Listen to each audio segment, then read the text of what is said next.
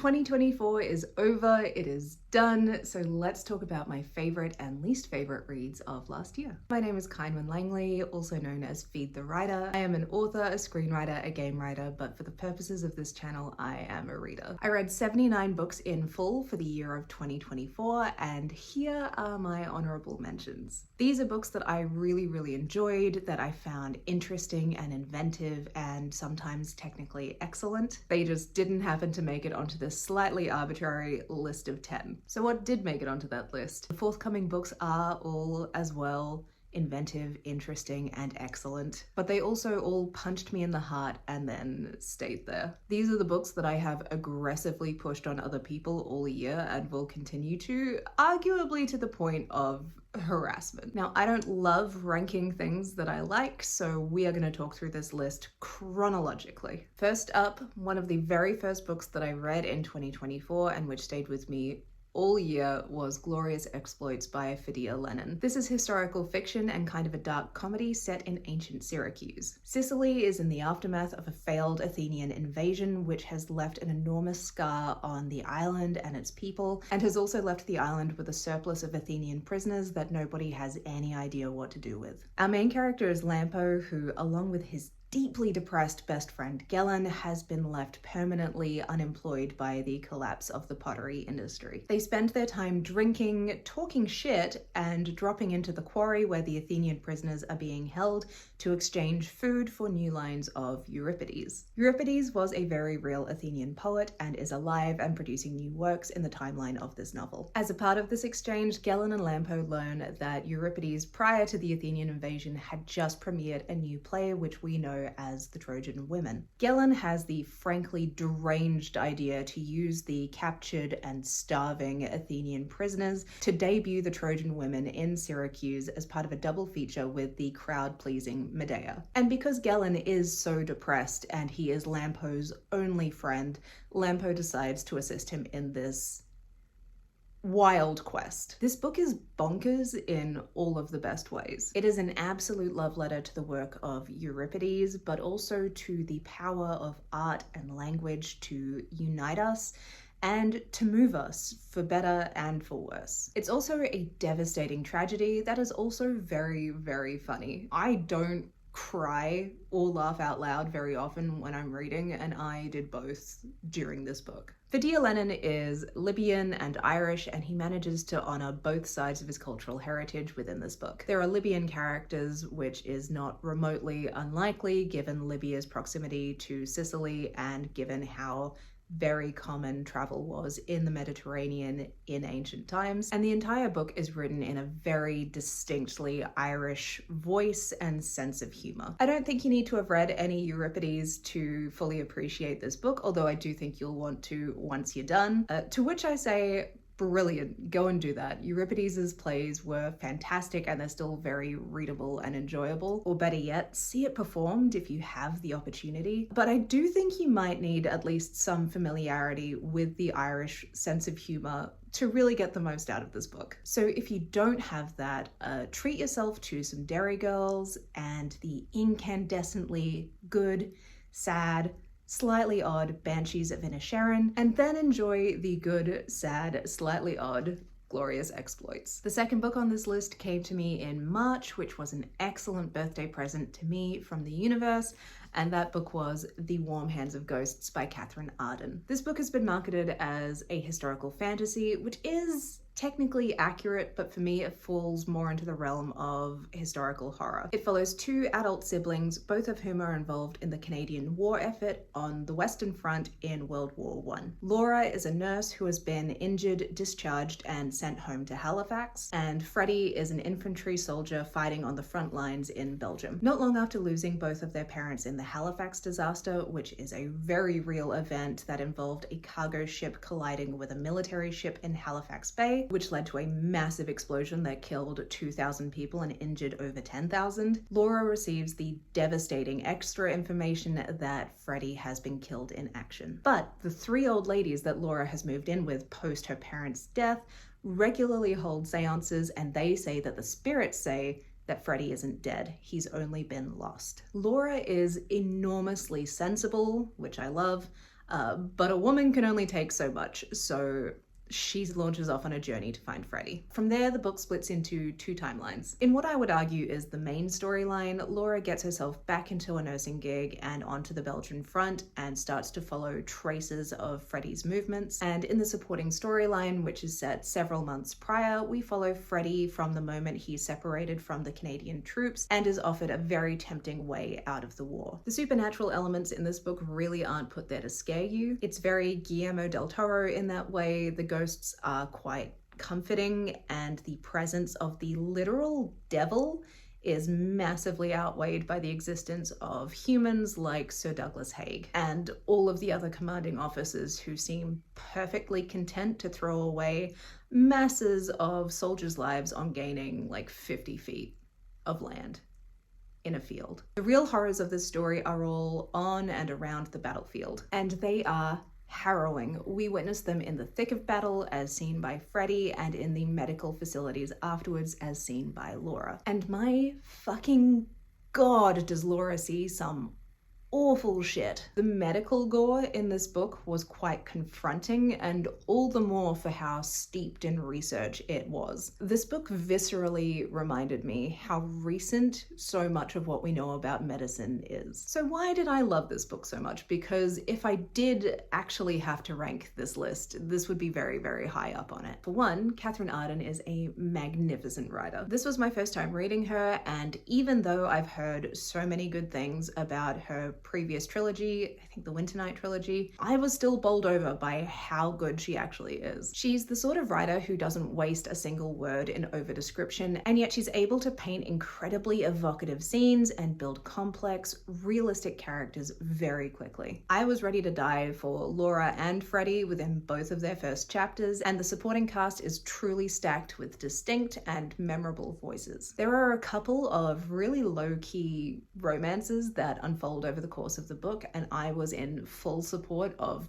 both of them. And while they are low-key, they are both so important to what I loved most about this book, which is that it is an ode to love. And not just romantic love. The central love story of the book is the devotion between two siblings, and a mother's love for her son is also very, very key, as is the love between friends. The villain of this book isn't the devil character, it is grief and death and despair and powerlessness. Or if you want to get more specific, it is the abuse of power that sends people like Freddie to war. And love is not a solution to any of that, but it is something that strengthens the soul. This is a book about what makes us human and what keeps us human in the darkest of times, and I will eat that shit up every time. I also hit early middle age this year, and I don't know what to tell you, but it does seem to be the year that most white people will develop a spontaneous interest in the world wars. I finished this book and immediately started reading Sir Douglas Haig's journals. I did really appreciate that this book was written from a Canadian perspective. So much about World War I and II is written from a US or UK, specifically English perspective. As an Australian, I am decently aware of Australia's involvement in both World War I and II because we are taught a lot about it in schools, but I am also aware from having spoken to people who are warheads outside of Australia that they know nothing about Australia's involvement. It's never mentioned. And I assume that's the same for Canada or any other country that isn't the US or England or Germany, which is so silly. I would like more global perspectives of World War I and II. Thank you. Those first books were both 2024 releases, so now we come to my first backlist title. I bought Ancillary Justice by Anne Leckie 6 years ago. Not this copy, I had the old one. After reading the first chapter and getting deeply, deeply confused, I put it on my shelf, and there it sat until Orbit brought out these very 70s minimalist paperbacks that I am very obsessed with. So I bought the entire trilogy and resolved to read them in one go, both because they're quite short and my friend David has been pestering me to read them for those 6 years. But I was right to wait, because in those 6 years I got very into sci-fi and got a lot better at reading complicated narratives. Or complicated concepts in this case, because the narrative actually isn't that difficult. I'm just not sure how to explain it. Ancillary Justice, which is the first book in the Imperial Raj trilogy, follows Breck, who is the single surviving sliver of a several thousand-year-old ship's AI which worked as a kind of hive mind and is now stuck in the body of a single mortal, hollowed out human. And she is on a mission to kill the immortal emperor of the universe, who is also an infinite hive mind, who has split into factions and is currently at war with herself. Breck knows that this quest is literally impossible to pull off and definitely doomed. And that's fine. These books are very, very high concept while being extremely intimate in scope and personal in stakes. They give me what I always think I want from cozy sci-fi, but very rarely find. They are a character study of someone who isn't human and doesn't want to be, but loves humans and seeks connection with them. They are an exploration of the limitations of politics and bureaucracy and of doing what you can with the resources that are available to you. And because these have been such influential books within the science fiction genre, particularly when it comes to spacefaring and AI, it's really fun and fascinating to be able to draw direct lines of influence from this book to more recent titles. For example, Murderbot is without a doubt the spiritual child of Breck, and there are ideas within the technology and society here that I would be shocked to hear hadn't directly inspired Arkady Martine's Texcalan duology. I can never pronounce that. Texcalan. These books will probably bore the shit out of anyone looking for an epic space opera involving robots overthrowing a corrupt institution, but luckily I don't really give a fuck about that. I love it when robots are confronted with complicated feelings. I love it when robots have loser human sidekicks. And I love 350-page sci-fis. I also really loved how wildly involved the politics of tea sets are in this universe. Anne Leckie really pulls it off without being as annoying about tea that every other author seems to have become in the last couple of years. I say this as someone who loves tea.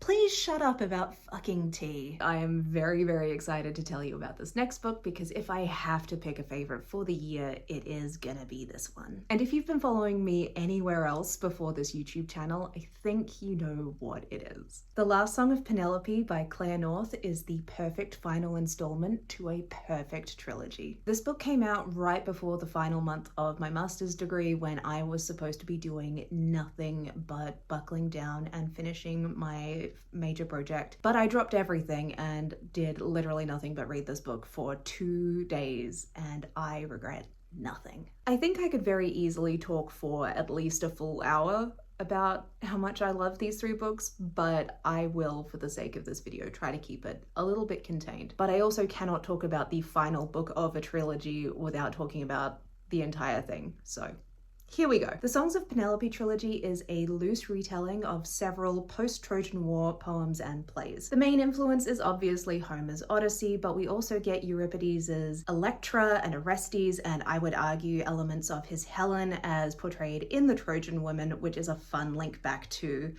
Gloria's exploits. They tell the story of the political vacuum that opens up in Greece after the Trojan War and how Penelope, the Queen of Ithaca, deals with the sequence of absolute fucking catastrophes that ensue. Now, one of the very interesting choices Claire North has made with this series, which brings me endless joy, is that while Penelope is very much the main character of the series, she is not the book's narrator. Each book is narrated by a different goddess, and these are the 3 goddesses held responsible in mythology for starting the Trojan War. Each of these goddesses has a very strong personality, and each of them has a favorite human, none of which is Penelope. Book 1 is narrated by Hera, who in Claire North's version loves the husband-killing Clytemnestra. Book 2 is narrated by Aphrodite, who canonically has a big thing for and about Helen. And this final book is narrated by Athena, who in mythology is very closely tied with Penelope's husband Odysseus and son Telemachus. So while there's an incredibly strong central story following Penelope throughout the trilogy, each book has its own really distinct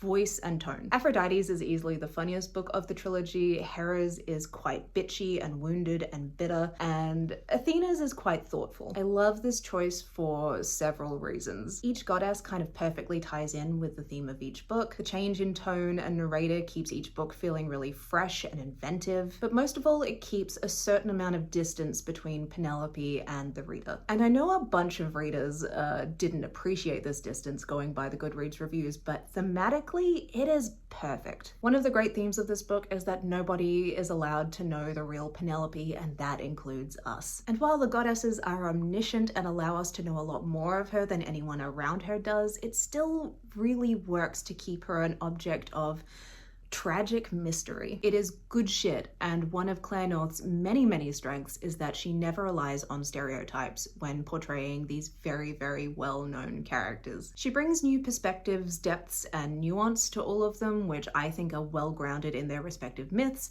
and in doing so, she has created some of my favorite interpretations of these characters in the Greek pantheon and in that sort of post-Trojan canon. Much like Madeline Miller, she is faithful to the source texts to a point, but also goes off books in ways that I think are really warranted and well-earned. She's not just retelling old stories through a female lens, she's using them as building blocks through which to find new meaning, new understanding, and a certain amount of catharsis. But what impresses me most about this trilogy is that Claire North, in writing 3 books full of women's politics and relationships and ambitions and actions, has written a story that is every bit as epic as that of the men. Penelope might not go anywhere, but Claire North has given her the wit, the heroism, and the flaws to rival her husband. And the way she brings these two characters back together after everything they have respectively been through is everything I have ever wanted from Odysseus and Penelope. This isn't a romance. It's not even a love story. These two people have been apart with no contact for 20 years.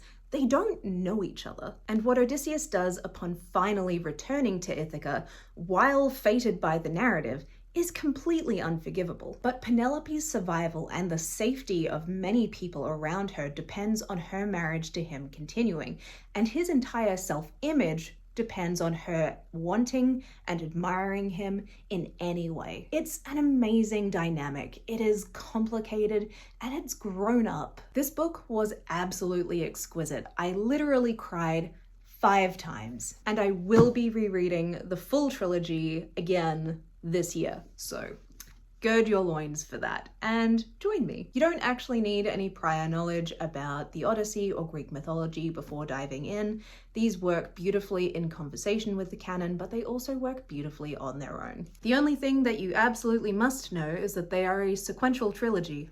Read them all, and read them in this order. Seriously though, please read them and love them. They did not get any marketing push from their publisher, and I just think that is devastating in this age of arguably over-marketed Greek mythology retellings. Next up is a tiny little read, The Butcher of the Forest by Premi Muhammad. This is very much the year I met and fell in love with Premi Muhammad. I read 3 of her novellas, 1 short story, and pre-ordered a novel. Of everything of hers I read this year, this was the winner though. The Butcher of the Forest is an adult dark fantasy / fairy tale that sees a middle-aged woman pulled from her bed in the middle of the night and tasked by a colonizing tyrant to find his 2 children in the Forbidden Forest before the next nightfall. She's been chosen for this because she is notoriously the only person who has ever been able to find a child missing in this nightmare forest, and as such, and armed with full knowledge of what lies within, she is convinced that she will be unsuccessful if she tries again. But the tyrant is going to kill what is left of her family if she isn't successful, so off she goes. This is just the kind of fantasy that I live for. Tired but competent women getting on with impossible tasks, polite children, deeply untrustworthy magical creatures armed with riddles, horror elements including but not limited to spooky forests and fucked up unicorns. I don't really have much else to say about this. Again, it is very short. But I just had a really great time reading this book, and I am really looking forward to reading a full novel from her next year. It is already out in other countries, but in hardcover, so I've ordered the paperback. They Can't Kill Us Until They Kill Us by Hanif Abdurakib is not a book I was particularly fully expecting to connect with. It came very highly recommended from a bunch of friends with great taste, but it's a collection of essays compiled from Abdurraqib's work as a music writer, and I've never really gravitated towards essay collections, and I'm honestly not much of a music person. I do enjoy music, but it's an art form that I just cannot talk about at like a craft level. I listen to it, I like it, but I can't tell you why I like it. So when I tell you that this book consumed my life and had me weeping in public while listening to the audiobook, Hanif Abdurraqib is an incredible writer. He's a poet as well as a cultural writer and an essayist, so he has a really wonderful way with words to start with, and he is really good about talking about music to people like me. I am not someone who enjoys going to concerts anymore, but the way that Abdurraqib invites you into these experiences, the way he brings you along to packed stadiums and little intimate club gigs and interactive experiences and writes about them so romantically was enough to give me a moment's pause, a little sliver of yearning that I could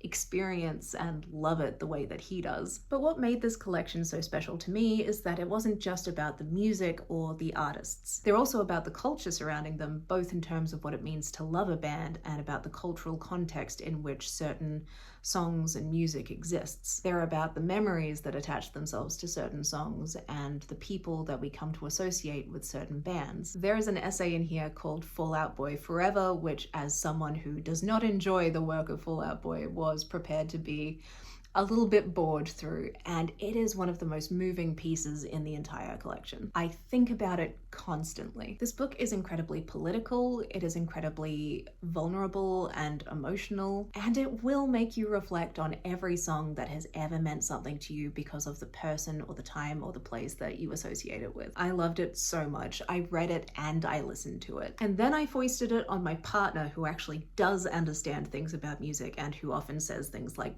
gated reverb to me like it's meant to mean anything. This has become one of the books that I recommend to people when they tell me that they're trying to get back into reading, but they're not really sure where to start and they're not really sure if they want to get into fiction. This book was so good that it is going to see me read Hanif Abdurraqib's essay collection about basketball, which is a sport I am only familiar with via the work of the Looney Tunes, and I cannot wait. Now, the last 4 books on this list are books that I have read in the past 2 months, which means that I have already spoken about them in depth on this channel. So I will try to keep it a little bit briefer, but you can go back and watch my Novella November video or my December Reads video for more information and more detail. Spear by Nicola Griffith is a queer, gender-swapped historical fantasy retelling of the stories of Sir Percival and the Hunt for the Holy Grail. It follows Peritor, the daughter of a witch who goes on a quest to become one of King Arthur's knights of the Round Table. It is a very short read set in medieval Wales, and it is wonderfully well researched. The language is very romantic in that Arthurian style, and even though it is so short, it perfectly hits all of the beats of quest fantasy. It's just a gorgeous little read and perfect for fans of knights, chivalry, and lesbians. I love historical fantasy, and this book makes it on the list because it is such a wonderful, perfect example of great historical fantasy. And much like the Songs of Penelope, it works really well in conversation with Arthurian legend and canon, but it also stands alone perfectly well. I really love a retelling that does not rely on your knowledge of the source material, but also contributes to it in its own way. As far as I'm concerned, this is now an important text in the Arthurian canon. Do I say that from a place of knowledge or expertise on the subject? Not really. I don't care though. I Who Have Never Known Men by Jacqueline Hartman and translated by Roz Schwartz is a sci-fi dystopian novella. It follows a nameless young woman who has only ever known a bunker filled with 39 other women. They are guarded by a very small group of men who do not interact with them in any way except to crack a warning whip and to feed them. And the main part of the story begins when the men disappear, leaving the door unlocked, and the women escape into a world they do not recognize. Through the eyes of our youngest woman, we then follow this group of women as they try to understand and then survive in this unfamiliar place. This book is all questions and very, very few answers, and those answers are given to you by way of environmental storytelling, and not in the video game way. This book actually made me think of video games so much, because video games use environmental storytelling the most out of, I think, any art form. But most, not all, but most do it in such a way that really feeds the story to you. You know, voice memos or written messages, things that very pointedly tell you, the player, the story of what happened here in this place, just so you don't miss it. And it's a really effective way of adding atmosphere and tension and exposition and background. It enriches a world really, really well. But it's not exactly realistic. You know, most people aren't keeping snatches of journal pages in strategic locations. There might be scribbled notes, but that's about it. I think this book takes a more realistic approach to environmental storytelling, in that they find things that are so fascinating and there's just nothing to help you understand what they mean. And there are elements that make you wonder if they've been put there on purpose. Like, this book leaves so much up to your personal interpretation, and I do think that is going to annoy the shit out of some people. I really like being given a lot of really juicy elements and clues and then left to draw my own conclusions, so long as the central story ends in a really satisfying way, which this does. This is a character piece about a woman in a completely unthinkable scenario, and it's just a really, really great one. I loved being in this character's head. I loved hearing her reflections and interpretations, and I just really, really loved the community that these women formed when they had nothing else to go on. These women are in hell, and they make the best of it. And I just think that says something so wonderful about human nature. I would categorize this book as depressy but nice, and I think we've probably firmly established that that is very much my ideal mood. The Gilded Crown by Marianne Gordon is on this list because it is another excellent example of what I love about a particular genre, in this case, high fantasy. The Gilded Crown follows Helivia, a healer who is able to enter the land of death and bring back the recently deceased, although at a very high personal cost, who is forced to become the in-house resurrectionist for the recently assassinated heir to a hotly contested throne. This is The Road to Hell is Paved with Good Intentions, the book. Helivia does a couple of good deeds at the beginning of the story, and she and everyone she loves suffers for it for the rest of the book. I love so much of what this book is doing. It balances the political stakes with the personal stakes really, really well. It deploys a lot of very recognizable fantasy and, I would argue, romantasy tropes in fresh ways that I think encourage thought and reflection. The characters are distinct and vivid, and the themes are so juicy. And while the pacing is what other readers might call slow, it's what I would call lush. Marianne Gordon really takes her time to build a story in a world that feels lived in, with characters who feel like they have relationships that began way before page one. It's just a really, really good high fantasy with personal stakes, which is something I am always looking for and am often left a little bit whelmed by. This is book 1 of 2. The second book comes out in June this year, and I am dead keen. Do I still wish it had a cover like this? Yes. But I'll cope. And finally, the 10th and most recent addition to this list, Everyone in This Room Will Someday Be Dead by Emily Austen. This is contemporary litfic, and based on who recommended it to me, I had a feeling I would love it, and I did, obviously. This book follows Gilda, a 27-year-old Canadian lesbian headed for an absolute meltdown. She has debilitating medical anxiety, which sees her on a first-name basis with everyone in her local emergency room. She's just lost her job, again. She very clearly has undiagnosed and untreated anxiety and depression. I'm very sure she's autistic, which nobody has informed her of, and she's just been in a car accident. Her family has enormous problems that they do not talk about, and she doesn't really have any friends. Gilda is unbearably lonely, and she is definitely tanking her shot with the very nice, if slightly desperate woman she has just started seeing. All of these factors build to an impossible to manage crescendo after Gilda accidentally gets a job as the receptionist at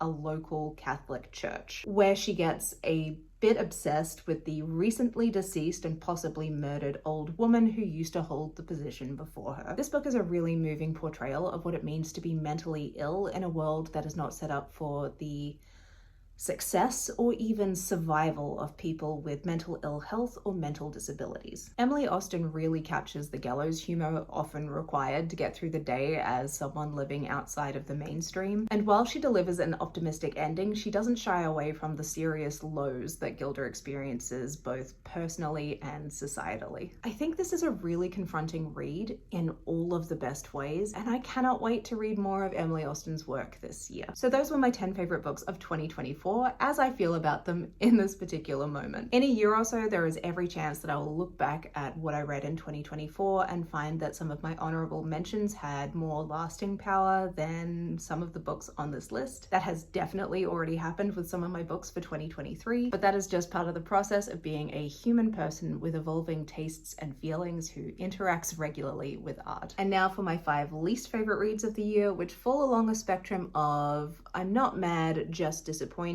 to actually I am mad. Nothing But Blackened Teeth by Cassandra Khor is a contemporary horror novella. I have really enjoyed Cassandra Khor's other work, but this one just did not hit at all for me. This story follows a small group of old friends as they gather in Japan for a wedding, and there's just no chance these people were ever friends. They fucking hate each other, and not in a way I found interesting. The horror elements were occasionally quite cool, but the book was in conversation with the sort of Japanese ghost story tradition, which I am just completely unfamiliar with. This book just wasn't for me, and that's fine. I'm still interested in reading Cassandra Khor's other work. Klara and the Sun by Kazuo Ishiguro is a near-future contemporary sci-fi, which I guess puts it more into speculative fiction. I really enjoyed The Buried Giant by Kazuo Ishiguro earlier last year, which led me to bulk order a bunch of his books. Klara and the Sun was the one I started with, and I do have some regrets about that. His writing, particularly his dialogue, is a little stilted and overly formal, which really worked in The Buried Giant, which led me to think it was a stylistic choice. But it's present in Klara and the Sun as well, and it just didn't work for me in that context. The dialogue is particularly agonizing in this book. I'm a screenwriter. Dialogue is a thing I am particularly invested in. I am still going to read the other books of Ishiguro's that I bought. One is contemporary fiction, one is historical fiction. I think I'm going to enjoy the historical fiction much more just based on what I know of his style now. It is currently in development for a screen adaptation, which I think will broadly work. It is being directed and written by Taika Waititi, and there is just no chance that that man is not going to completely rewrite the script. Mercy of the Gods by James S.A. Corey is the start of a new trilogy from the authors of the very expansive Expanse series, of which I am a fan, both the book series and the TV series. There are 9 books and God knows how many novellas following the same beloved core group of characters from their late 20s to their somewhere in their 60s. So starting a new series with a new group of characters was always going to be a little bit difficult. And not comparing the two groups for fans and readers was also always going to be difficult, especially when your new central character is basically a much less likable version of your old central character. I did my best not to turn this into a situation where I was comparing Mass Effect Andromeda with Mass Effect 3. Mass Effect 3 had 3 games to build a group of characters and a central story. Mass Effect Andromeda is more like Mass Effect 1, which I don't like as much outside of the context of Mass Effect 2 and 3. If I'm comparing anything, Mercy of the Gods should be compared to Leviathan Wakes, which is the first book in the Expanse series and is one of the weaker ones, but Mercy of the Gods still fails. While there are really interesting elements to it, the cast of characters falls on a spectrum of forgettable to actively irritating. They are a research team, which is honestly not super gripping to read about. And when I'm reading an adult science fiction alien invasion book, I should not constantly be thinking of K.A. Applegate's middle grade alien invasion book, The Animorphs, and thinking about how much better she handled the themes and how much more subtly she handled the themes. This book was really boring and repetitive on paper to the point where I started wondering if they were already planning out the screen adaptation because everything about it would work better on screen, and it is kind of broken into episodic points. I haven't heard anything about rights acquisitions, but since both authors did work on the show and the show was fucking great, I just wouldn't be surprised if it was in the back of their mind. All of that said, I did really like the aliens, and I do want to see where they're going with this story, so I will be reading the next book in the trilogy whenever it comes out. Probably this year. They write pretty fast. And now we come to the two books that I fucking hated. What I Would Do to You by Georgia Harper is near future speculative fiction that speculates what if Australia brought back in the death penalty? With the catch being that the death penalty must be applied by either the victim or a family member of the victim in cases where the victim is deceased. Execution can be carried out however the fuck the victim or representative of the victim wants. The perpetrator will be strapped to a table in an unsurveilled room for 12 hours and anything can happen. The actual story of the novel follows a court-appointed psychiatrist who has to counsel the family chosen for this pilot program through the process leading up to the execution. There's also point of view chapters from the family's last surviving daughter, sister to the victim. The psychiatrist is struggling with the ethics of her involvement. The daughter is struggling with the anger she feels at the death of her sister. They can both see that the mother who was elected to carry out the execution is completely fucking falling apart in the lead up to the big day. The concept itself had a lot of potential, and it raises so many political and ethical questions, particularly being set in Australia, where the shockingly high rate of Indigenous deaths in custody means that we effectively already have a death penalty for a part of our population. We could have gone into abolition. We could have gone into the psychiatric damage of revenge killing. The author chose none of that. In the psychiatrist storyline, we get a very melodramatic narrative in which she gets over-invested and over-involved with this family. And in the other storyline, we get a girl boss narrative. The ending made me throw the book across the fucking room. I hated it. I hated it. I mean, the writing is good. It had a great first page, which is why I bought it. I think if you start a book with a girl eating spoonfuls of her sister's ashes, you should just follow through with that in some way. This is the only book I took with me on a holiday to a place with no Wi-Fi. I'm still mad about that decision. My Goodreads review for this book reads, "Chain Gang All-Stars for Labour voters."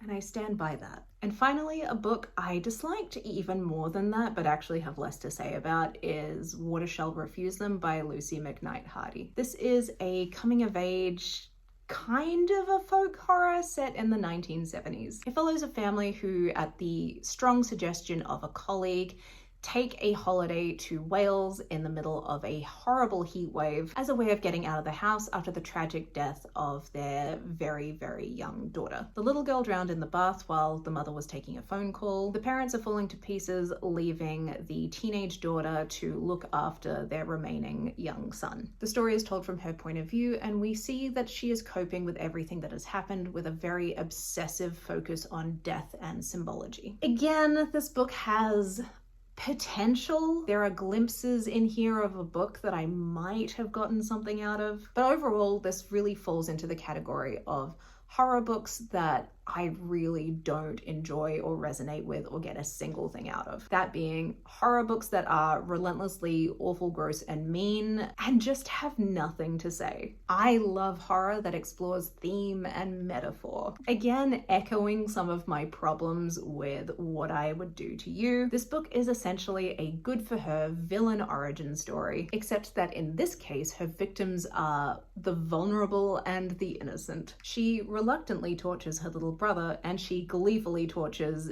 any bird in her vicinity. The voice of this novel is absolutely rancid. The fat phobia in this book is absolutely off the chain. And the only reason I read to the end was because the big reveal was so obvious that I thought it couldn't possibly be the big reveal. So I wanted to see what the twist on it was going to be. Of course, there was no twist. The very fucking obvious thing was just the thing that happened. I would also have thrown this book after finishing it if I hadn't read it on my Kindle. The writing was also really repetitive, which did not help with the obviousness. Just a book I did not enjoy in any single way. And that was 2024. Thank you for reflecting upon it with me. In personal achievements for 2024, I graduated from my master's degree in writing genre fiction with distinction. I was a very inattentive student in school, so getting a distinction on my postgrad was very personally validating. Some of my favorite episodes of Neighbours that I've ever written went to air, and I had a short story published in the last few days of the year. It is a 1,000-word piece in which someone's existential dread starts sprouting out of their head. I really love it, and I would love for you to read it if you get a minute. That's it from me today. Thank you so much for watching. If you read any of the books on my favorite or least favorite book, please chime in the comments and let me know what you thought of them. And please feel free to let me know what made your favorite and least favorite list. If you're new to this channel and you have enjoyed my rambling, please consider liking and subscribing. Be safe, read good books, and I'll see you next time. Oh, no, that's gone cold.